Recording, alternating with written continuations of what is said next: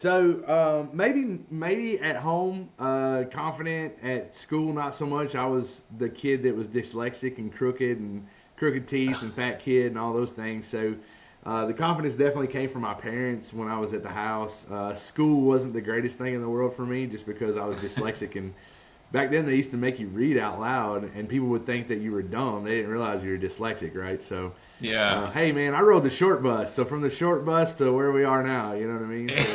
That's quite the Um, story. yeah, man, yeah. So they didn't know what dyslexic was back then. They didn't really understand, and just took a long time. But um, I think that's part of it too. Is that I think different than most people do. I'm a creative thinker. I think my way out of problems and whatever it may be. But I ended up going to Mississippi State. When I got there, I had to get a job and On a golfing scholarship? so I didn't get a scholarship. I had scholarships to go play, but I didn't enjoy playing. I went to Mississippi State because they had something called the Professional Golf Management Program, which was like they taught you how to be a pro at a golf course, to like run a golf Oh, course. okay. And so I went there, and that's what I was going to do. I was going to go teach. I didn't want to be Tiger Woods. I wanted to be Tiger Woods' instructor. I And gotcha. so that was my dream. I wanted to be a coach and an instructor and all that good stuff. And in turn, what happened was it turned out, I needed to go get a job. And so I went and got a job at a sub shop, and I did that for about 15 minutes and realized I did not like doing that. And so I started throwing parties. And I used to play a game called Risk. It's like a board game.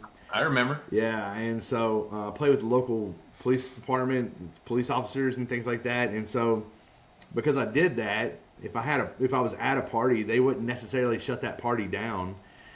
And so I started using that for leverage.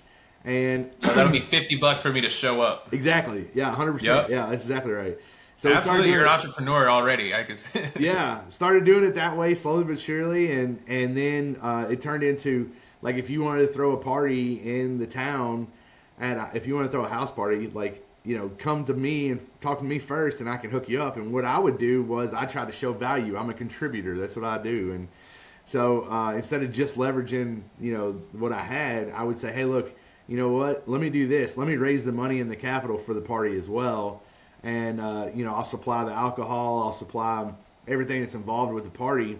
All I need you to do is get the your burnt Nelly CD in the CD player downstairs, and Yeah. do that thing. So I tell everybody to put all their valuables away and all that good stuff, and I'd go get a keg of beer and usually 3 or 4 bottles of Jägermeister, and then I would go around and knock doors. And the apartment complex I lived at had 428 front doors, and I could literally just go knock doors. Good And fucking training, dude. yeah, it was crazy.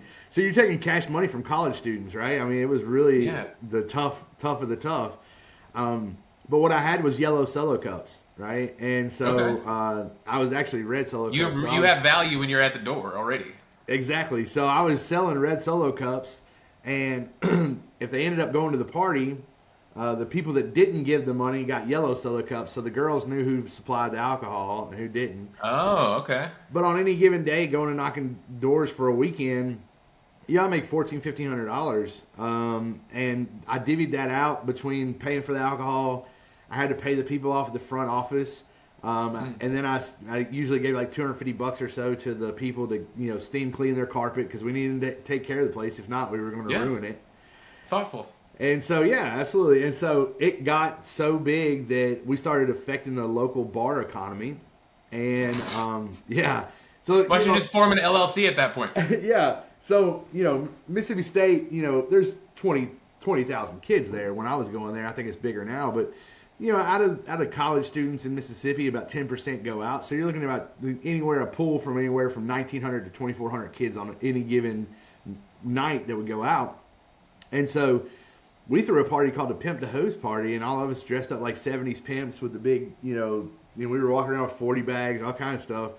And we ended up having like 1,700 kids at this party, and it was Damn. just like stupid big. And nobody actually got the real numbers. It was a whole block party. It was huge, Yeah. but it was big enough that the bars were pretty upset about it, and so they were like, "We're going to shut you down." And that was the very first time I learned this lesson number one. How proud did you feel a lot of pride in that moment, though? I did, yeah. It was huge, right? That they would even talk to us or even recognize us was a big deal. Right. But lesson number one in this scenario, for everybody that's out there, if you're in business at all or sales or anything, is he or she who has the leads has the power, right?